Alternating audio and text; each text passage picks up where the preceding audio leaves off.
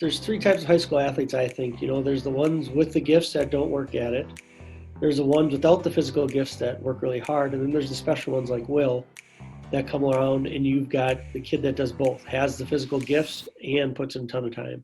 It seems like every situation he's in, he knows what to do. He has so many different moves and skills that nobody has seen in a high school level right now. He has everything. He'll come down one possession, he'll put you under the hoop, dunk on you, and then he'll come back with a step back three. He just has it all. Nicest touch around the rim with both hands. He's shifty. He can pass the ball, rebound, defend. He's crazy. It just comes from repetition and hard work and just wanting to be the best. And I think that's truly is kind of his mindset. And he gets there through hard work, and he's put in more time than anyone I've ever seen or coached. I feel like the sacrifice part has been huge for myself. I can quite honestly tell you right now that I've never been to a party in my days of high school. Wow.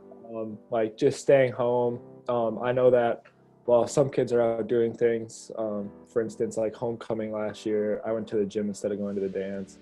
So I feel like my experience in high school is obviously very different than most kids. I don't think I would do it any differently though, honestly. And I've found other ways to have fun, being in the gym, whether it's with my brothers or my teammates or with my AAU guys. That's the way that I find joy, and that's where I like to be. So, I mean, leading the state in scoring as a junior is maybe the definition of fun. I think that's better than every party possible. Yeah, for sure. That was just that whole season in general was probably some of the most fun I've had, and it's just carrying over into this year too at this point. So it's super cool. That was Will Tschetter, Stewartville's finest and the second-ranked basketball recruit in the state of Minnesota behind the country stop recruit, Chet Holmgren.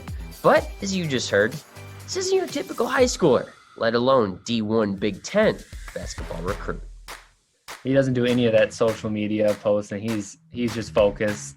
He doesn't even have social media to do it. You pull into his driveway, he has a half court, but it has two hoops on each side. Okay. So it's a core basically, and then he has his house, his little pig farm. For the most part, it's mostly my grandpa's farm, and then we just we're just living in his world apparently, or something like that. But no, we'll definitely have to go out. We'll have to we have cows, so we'll have to feed cows and everything like that. If the cow escapes, though, Grandpa's probably like, Will, you got to go get the cow. We have had all too many experiences with cows escaping. Hold on. We need to rewind for a second. Going backwards. Yes, as a junior, he led the state in scoring with 34.4 points per game. You heard correctly. No social media in a day and age where everyone and their mother and grandmother has social media. A kid who at this point, frankly, could have thousands of followers. Doesn't need it, doesn't want it. And you did hear correctly. He did grow up on a farm and still lives on a farm. It's about as close to Hoosiers as I have ever seen, although I haven't seen Gene Hackman yet. But it's created this wonderkind with a singular focus, basketball, where nothing else is getting in the way. And what's been the result? A D1 scholarship to Michigan. He's going to Big Blue. I still remember I was at his cabin, and I was just kind of I was talking to him, and he was talking to me he had some of these voicemails from Juwan Howard. And I'm like, dude, come on, we just got to go through and play them all. So I sat with him and just listened to every single one of them just to hear it. I just thought it was the coolest thing. Oh my God, he's going to play for him, and he's Michigan. It's almost surreal. You don't even think, one of your best friends is about to just be big time, Big Ten, and going to dominate there. No doubt about it. He's going to work harder than anyone there, and he'll show everyone that it's disrespecting him or hating on him, that he's the real deal, and I'm just excited for him. Can't wait. I mean, the first time that I met him, it was actually on a phone call. Okay. And I don't know, just to be able to talk to him for the first time was super cool. I was just no way is this actually happening.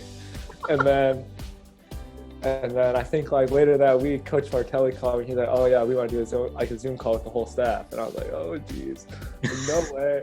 And then sweating, stop it. Yeah.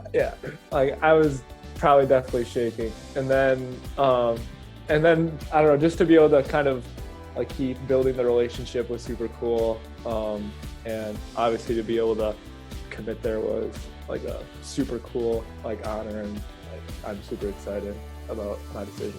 What will be like the stories or just the things you'll tell people later on about this kid who you played basketball with? That I got to play basketball with a D1 player.